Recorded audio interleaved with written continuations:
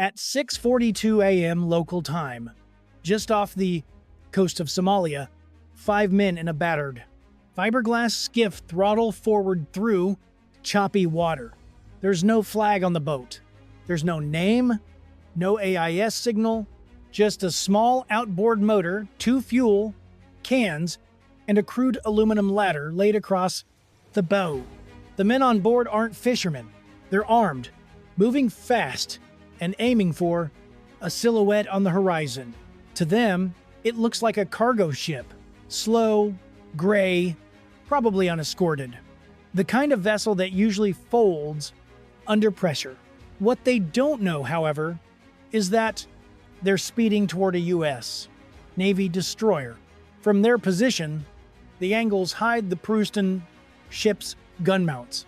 The radar dome just looks like a weird container. The aft helicopter hangar looks like stacked cargo. But behind that steel is 9,000 tons of American firepower and a crew that's done this dance before. And right now, every camera on that ship is watching. No warning shot, no flares, just optics, sensors, and silence. On board the destroyer, the captain watches the feed. Fast-moving, low-profile craft. No flags, no comms, no hesitation. Someone whispers on the bridge, "Please, let them turn around." They don't. Instead, the boat accelerates, riding low, nose up, charging full speed at what they still believe is an easy target. For the next 14 minutes, the U.S. Navy will demonstrate how to win a fight without even pulling the trigger. The destroyer's bridge is quiet, but every crew member is locked in.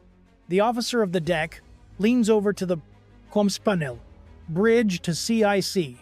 We have a fast-approaching contact bearing Iba. Estimate CPA under 3 nautical miles. Time to intercept 10 minutes. Down in the Combat Information Center, sailors are already tracking the skiff. They don't need radar. They can see it. Electro-optical sensors are active. High-resolution visuals confirm 5 men armed. No life vests, no fishing gear. One of them is holding what looks like an AK. Another keeps pointing at the ship through binoculars. This isn't a casual drift. It's an intercept run. Rules of engagement phase 1 is declared. Cameras track the boat's every move. Electronic warfare systems go into passive. Scan mode. Listening. Not speaking. 50 caliber. Stations on the destroyer's deck remain unmanned, but crews are alerted and waiting. From the captain, maintain course. No aggressive action. Let them show intent. The destroyer adjusts heading by 5 degrees, just enough to control the closing angle. Sotto deliberate. The crew knows the drill. De-escalation. Unless provoked. They've seen this before. Small boats testing boundaries. Sometimes it's just fishermen drifting too. Close. But this feels coordinated. The skiff holds course, still accelerating. White spray kicks off the bow as it skips across the water. Now just 2.2 nautical miles out. And then 2 more blips appear in the corner of the camera's frame. 2 additional skiffs coming in wide, trailing behind. New contacts, bearing 105 and 132. Estimate, coordinated movement. This isn't a robbery. It's a swarm tactic. Classique pirate maneuver. The destroyer's crew locks eyes on the Dynamis. Screens. No panic, just procedure. They've got 10 minutes to control the situation. And upstairs, somebody's already unlocking the Seahawk hangar. The order is calm, but absolute. Launch the Seahawk. Maintain observation. No direct overflight. Within seconds, the flight crew scrambles toward the helicopter bay. The MH-60R Seahawk, a twin-engine workhorse loaded with sensors, flares, and Attitude, sits fueled and ready to go. This isn't a combat loadout. There's no torpedoes, no hellfires, just optics, radar, and enough presence to change someone's mind. The rotors begin to spin. The Seahawk lifts off with a sharp pivot, nose low, rotors chopping the early morning air. Within 30 seconds, it's airborne and angling to intercept from the east. From the sky, the picture becomes clear. 3 skiffs, low profile, narrow hulls, each with 2 to 5 men on board. Loose formation, classic pincer spread. One in the center, the other 2 flanking. Poor radiodiscipline. No coordination. But the timing is too tight to be random. From 800 feet up, the Seahawk's camera captures the scene in 4 Kelvin's thermal. Weapons, ladders, no fishing gear, no crates. This is not a misidentified crew of smugglers. It's a boarding team. Back on the destroyer, deck crew lock eyes with the video stream. The bridge crew isn't flinching. Nobody is shouting. They don't need to. One sailor calmly says, "They think we're a freighter." Another answers, "They're about to meet the Navy." On cue, the Seahawk's spotlight clicks on and sweeps across the lead skiff. No sound, just a blinding beam landing directly on the boat operator. He flinches, raises a hand to block the light. Another man stands up, shouting, waving his arms. The boat begins to veer slightly. Then, a second spotlight swings over the right side skiff. 2 boats in a holding pattern. One unsure, one still pushing forward. The Seahawk holds altitude, tail to the wind, optics locked in. Nobody's fired a shot, but the message is crystal clear. We see you. We're faster, and we're waiting. From the air, it's obvious one of the skiffs isn't backing off. The lead boat, now just under 1.5 nautical miles from the destroyer, suddenly breaks formation. It surges forward, carving hard toward the bow of the Navy ship.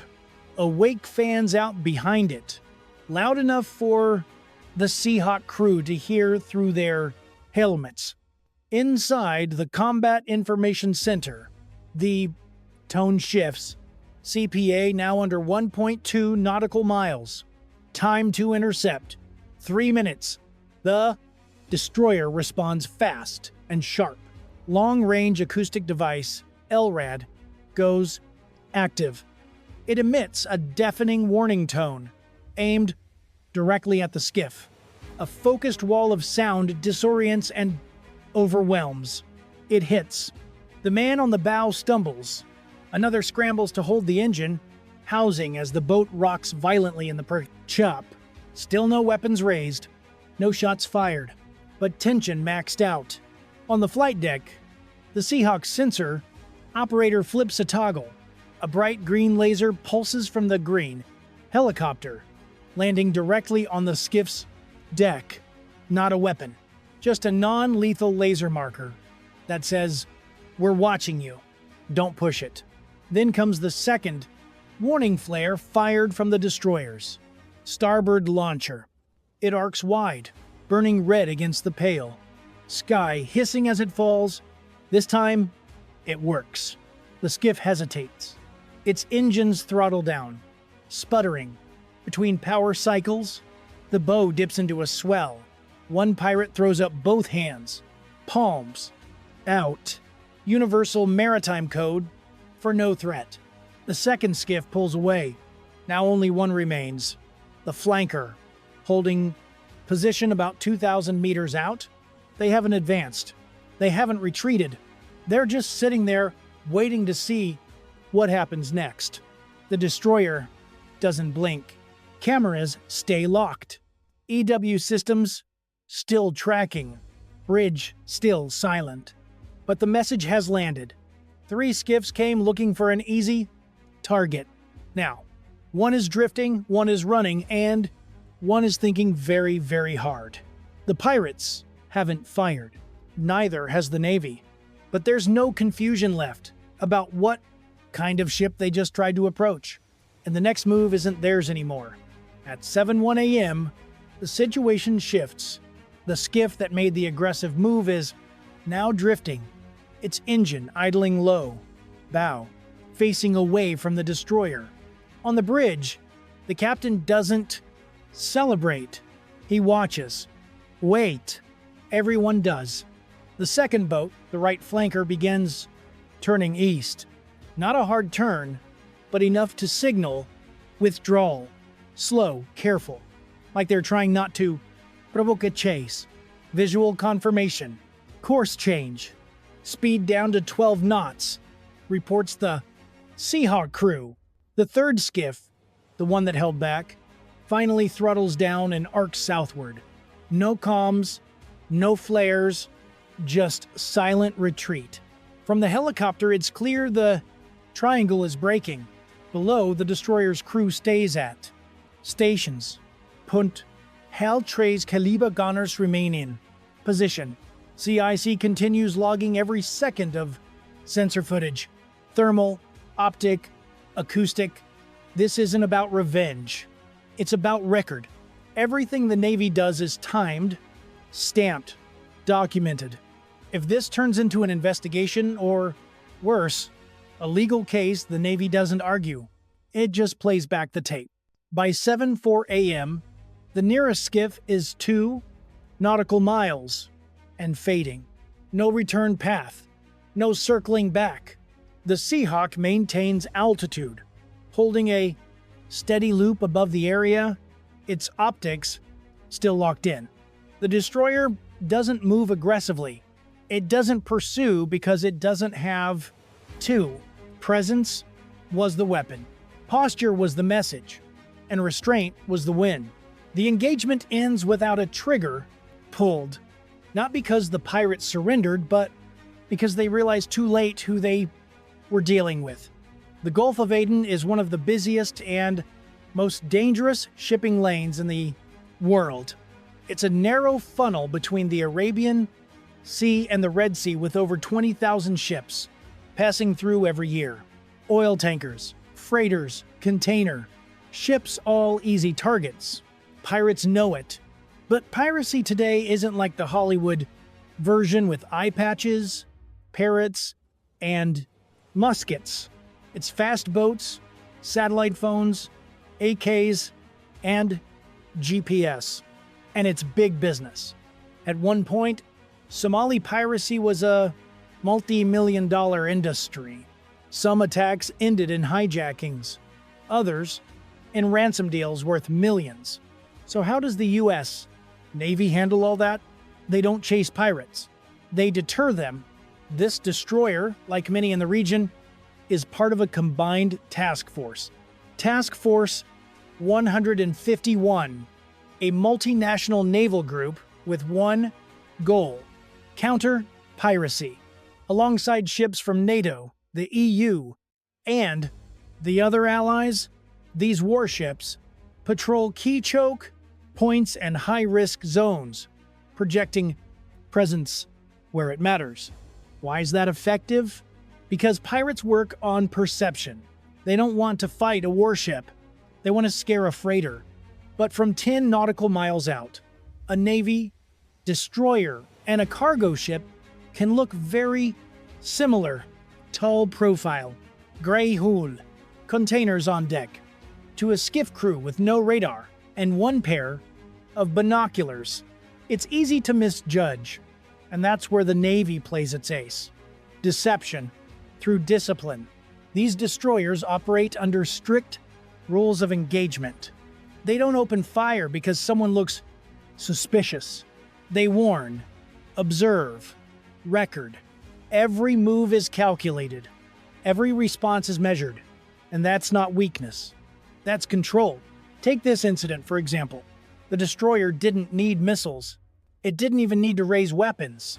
It used tools. FLIR optics, LRAD sound, cannons, laser markers, and a helicopter that can hover, watch, and record. The MH-60R Seahawk in particular is a flying surveillance suite. equipped with advanced sensors like the MX-20 FLIR system. It can spot heat signatures, identify objects, and track movement in real time. No guesswork, just data. And while the pirates were trying to intimidate, the Navy was gathering evidence. In international waters, that's critical.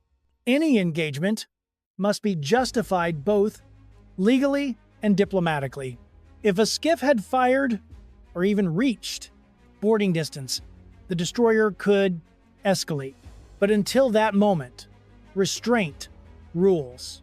And when you record everything flight, paths, audio, heat signatures you don't need to explain your side.